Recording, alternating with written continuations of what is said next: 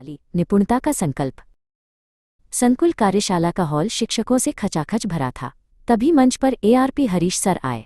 उन्होंने एक साफ सुथरी सफ़ेद शर्ट पहनी थी और उनके गले में विभाग का संतरी रंग का पहचान पत्र चमक रहा था। उन्होंने माइक संभाला और बेहद पेशेवर लहजे में बोले, साथियों, आज हम चर्चा करेंगे कि एक आदर्श शिक्षक की व्यवस्थित और योजनाबद्ध कार्यप्रणाली क्या होती है। इसके लिए मैं आपको राजेश सर का उदाहरण दूंगा। राजेश सर के लिए समय की पाबंदी केवल एक नियम नहीं बल्कि उनकी पेशेवर निष्ठा का हिस्सा थी। वे हमेशा विद्यालय शुरू होने के निर्धारित समय से 15-20 मिनट पहले ही स्कूल पहुंच जाते थे। इस शांत समय में वे सबसे पहले अपनी शिक्षक डायरी का अवलोकन करते और पूरे दिन भर की शिक्षण गतिविधियों की एक ठोस रूपरेखा तैयार करते। राजेश सर का मानना था कि बिना पूर्व तैयारी के कक्षा में जाना बच्चों के साथ अन्याय है। वे आधारशिला क्रियान्वयन संदर्शिका मैनुअल्स का बारीकी से अध्ययन करते थे। कक्षा में जाने से पहले वे संदर्शिका के निर्देशों के अनुसार अपनी शिक्षण योजना लेसन प्लान तैयार करते ताकि पाठ का हर कठिन बिंदु बच्चों को सरलता से समझ आ सके। कक्षा में राजेश सर का शिक्षण बहुत सक्रिय और रोचक रहता था। वे विषय को समझाने के लिए रंग बिरंगे टीएलएम का भरपूर प्रयोग करते। आज उन्होंने कक्षा के छात्र अमन को अपने पास बुलाया और लकड़ी के छोटे ब्लॉक और रंगीन कार्ड्स की मदद से गणित की बुनियादी अवधारणाएं समझाईं। टीएलएम के उपयोग से सीखना बच्चों के लिए एक खेल जैसा बन गया था। पाठ समझाने के बाद राजेश सर बच्चों को कार्यपुस्तिका वर्कबुक पर नियमित अभ्यास करवाते। वे संदर्शिका के निर्देशों का पालन करते हुए हर बच्चे की डेस्क तक जाते। उन्होंने देखा कि अमन अपनी कार्यपुस्तिका में बड़े ध्यान से अभ्यास हल कर रहा है।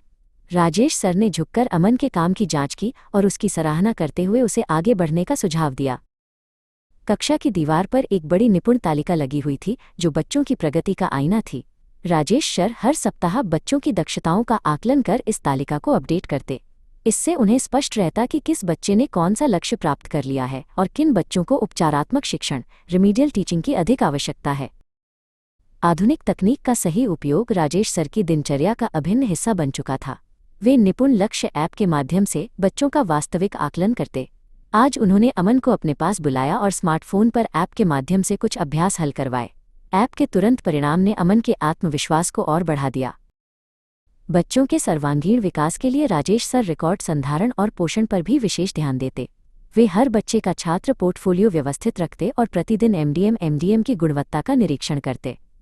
आज वे रसोई क्षेत्र में जाकर अमन और अन्य बच्चों के लिए बने भोजन की शुद्धता और स्वच्छता सुनिश्चित कर रहे थे। राजेश सर भलीभांति जानते थे कि विद्यालय की सफलता में समुदाय का सहयोग अनिवार्य है।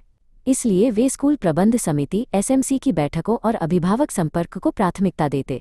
आज वे समिति की सदस्य सावित्री देवी के साथ चर्चा कर रहे थे और उन्हें अमन की प्रगति रिपोर्ट दिखाते हुए विद्यालय के विकास में उनकी भूमिका समझा रहे थे। अपनी कहानी समाप्त कर एआरपी हरीश सर ने हॉल में उपस्थित सभी शिक्षकों की ओर देखा और बोले, साथियों, राजेश सर की ये कार्यप्रणाली समयबद्धता, डायरी, संदर्शिका, कार्यपुस्तिका और तकनीक का समन्वय, यही एक आदर्श शिक्षक का मार्ग है। यदि हम इसे अपना लें तो निपुण प्रदेश का सपना अवश्य पूरा होगा। उनकी ऊर्जावान बातों ने सभी शिक्षकों को प्रेरणा से भर दिया।